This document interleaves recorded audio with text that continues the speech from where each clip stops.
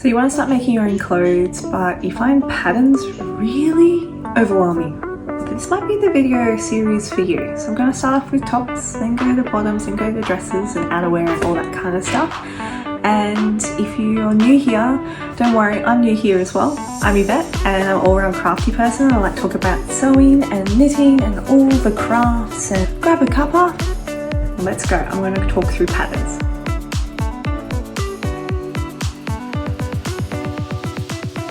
Of patterns that I recommend. They're ones I have tried or I've read a lot about, and they're on my like queue list.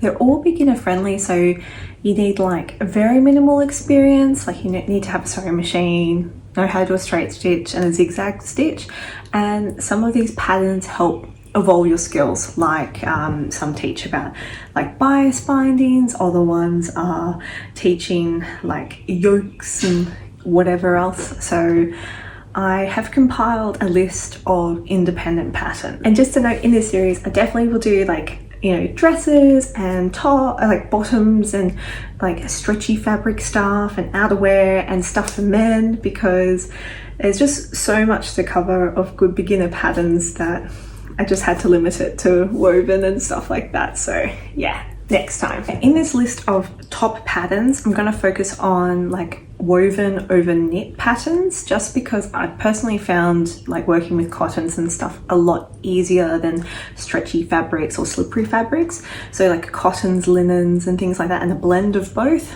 is pretty good to work with. So these patterns kind of focus on those fabrics, and all of them are going to be like independent makers. They're not going to be like those big sewing companies. And the reason for that is when I started sewing like my own clothes, like I had known how to sew for years, I found those patterns really, really intimidating and the instructions really confusing for a beginner. So I'm not saying that they're not good. They are good, but they're just, you know, there is a tiny little learning curve. Whereas these, I feel like they ease you into sewing and pattern making, make it less daunting and more approachable and more fun. First up, I'm going to talk about Hubba Ding. So Hubba Ding is a New Zealand pattern maker and makes really size inclusive patterns. And the top I would recommend the most is the Penelope top. It's like a 2-for-1. It's also a dress as well. The reason for that is it sort of teaches you how to, you know, make like yokes and facings, and it has like this ruffle to it, and it is a top that I have made and I love, and every single time I wear it I get a compliment like, where did you get it from? Because it's such an interesting shape. It's fun, it's kind of clownish, but like you can make it as clowny as possible, or you can make it really subdued, and I made like a white linen subdued version. It is a really impressive top, but it's also really easy to make, and the instructions are good, and I believe there's a sew along somewhere. Definitely recommend Hubba Ding. Like all of her patterns look like very simple, like no darts and stuff like that, because darts can be intimidating to start off with. Definitely recommend them. Next up is a new pattern. It's by Jules Smit. In all transparency, I did pattern test this pattern, and that's why I totally recommend it, because like I was there whilst it was getting perfect. And it is a really good top. It is a top, it's a dress, it's called the snow top, snow dress, and it's a wraparound one. Generally I'm not a wraparound fan, but this is done in such a way, it's like kind of like loose fitted, but it's not a tent. I don't know, she's just done such good balance with this top, and like I wear it over things, or I can wear it by itself, and also get lots of compliments when I wear that top. And yeah, I also had my mother-in-law saying, please make me one, and I said, okay, just tell me which fabric to use and I'll make it, because it is beautiful. And yeah, easy. Teaches you bias binding, it teaches you many different little skills in there that are beginner friendly, and the instructions have had such thought put into it that a beginner can definitely do it.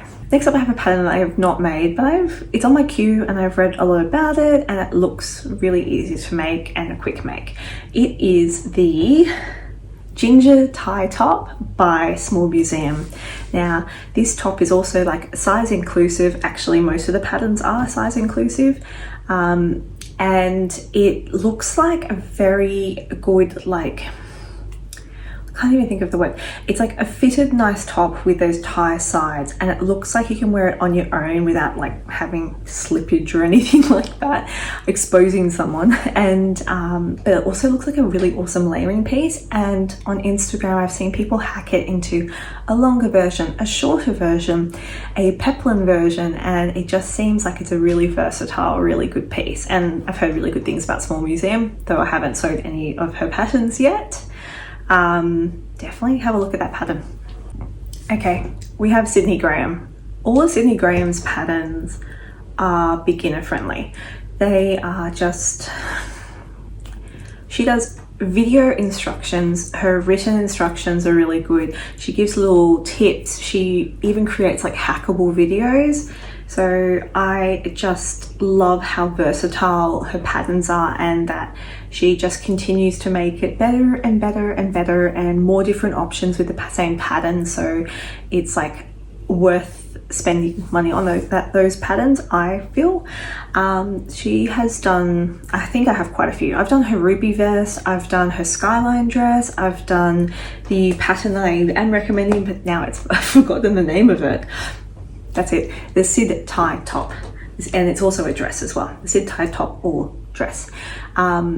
It teaches you about like bias binding and how to put it properly, and a little sneaky genius little hack that I've never done before, I've seen anywhere with that pattern. And like I said, you can be an absolute beginner because she will go step by step by step with you in one of her videos, and her written instructions are excellent. So I totally recommend any of her videos basically.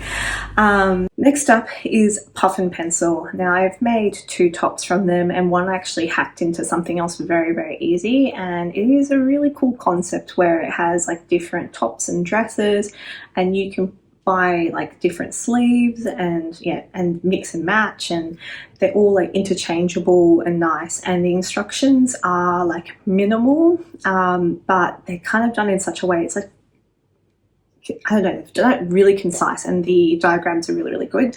And if there's any like tricky bits, they actually have a YouTube channel where they put the step-by-step kind of thing in the tricky bits.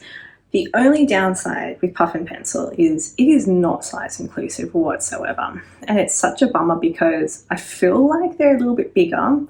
They definitely would have a market for being more size inclusive. For me, I'm about a size like 12 to 14 Australian, and I fit in their extra large category, which is the second largest size. And I kind of feel like I'm still within standard ranges. I'm mid-size, but sort of can fit into standard. And I feel like I shouldn't be the second largest size. I think there should be a lot more larger than me, and I would imagine it would also be the same in smaller, because when having a look at the pattern, it doesn't accommodate for either.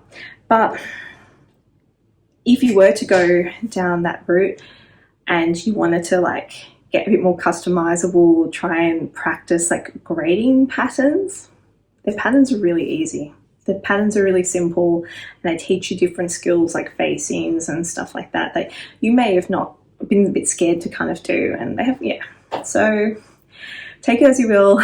I really, really want them to be size inclusive, and then they'll be awesome because their stuff is really friggin' cool. So anyway, I'm going to talk about 2 cult classics because they are usually a beginner recommended one for a reason. They're very, very good. And that is the Anna Allen Anthea blouse and the Closet Core pattern Silo top and dress. And they both can be dresses as well. Why I recommend both of these patterns are they can be really hackable when you get the skills. Like I would recommend making it standard and then playing around with different things.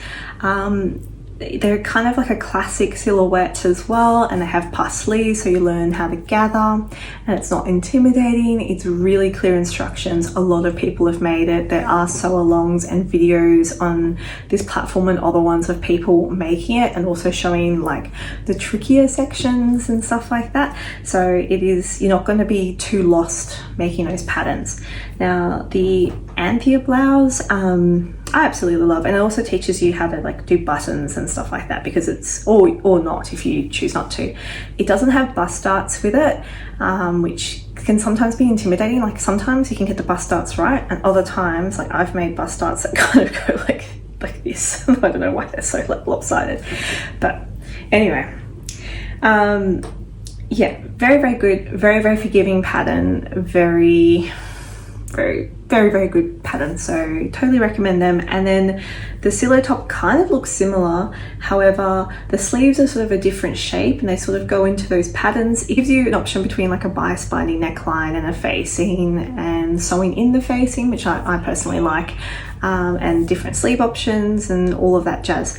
It also does bust darts, but they're really simple. The instructions are very clear that it could be your intro to that, which will make things like making dresses and tops and all the different darts and everything else really good. So it's kind of just like leveling up your skill very gently. So yeah, and the Allen Anthea blouse and the closet core patterns, silo top. Oh, one more thing. Yeah, when you start like hacking patterns and stuff, like go to Instagram, because it is incredible. It is incredible the stuff that people are making with those tops. So that's why I bought them, even though they look very similar. It's a really good base for a lot of different things.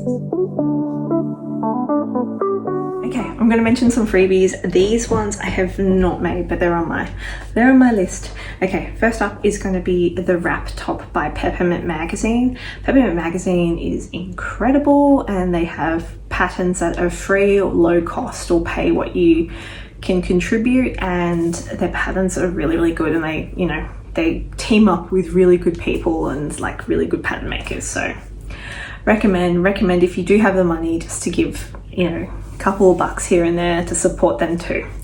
Anyway, the wrap top blouse is a very lovely, very forgiving pattern. Had a look at it, it's nice. Similar to the snow top, but a bit more fitted and a bit more sort of a classic style. Very nice. If you have a look on social media, you will know that it is beautiful and people have made just incredible stuff with it. So recommend that as a starter, and it's classified as beginner friendly. Next up is the Phoebe Tank by The Fabric Store. Now the Fabric Store has a lot of patterns, a lot of free patterns, a lot of free good patterns and size inclusive ones. So the Phoebe Tank is a really simple like tank, but using a woven fabric, not a stretchy one, and this flows very nicely, looks really good. People have hacked it into things. I keep mentioning hacks, but when you make your first like really nice thing, you're gonna want to make it, but do things to it. So that's why I keep mentioning hackability. Totally recommend them. I have read a few of their patterns. I haven't made anything from them just yet. I have so many on my wish list, all like to make list sort of thing. So okay, that's the end of my woven top list that I recommend starting with because of the reasons I said. I'm going to put this list on Threadloop app. If you're not on Threadloop app, I totally recommend them. Definitely not sponsored because I am like no one, and I would love them to sponsor me because I'm literally on that page I don't know how many times. Anyway, Threadloop is essentially Ravelry, which is like a knitting crochet like database of all these different patterns and stuff. And it's a community for sewists, and it has discussion boards. You can see people's completed projects, you can see people's reviews, people make lists of things which are really cool. Like a friend of mine made a list of what do you call it, Anne of Green Gable like pop sleeves. So like just people, it's just really lovely. So definitely recommend. They have just started this year and they were on beta testing for a while, which I was in, and now it's live for everyone. It's free, and there is like a plus thing where you can do extra stuff, but you can also do like your patterns and fabric stashes and stuff there, which is a really cool thing.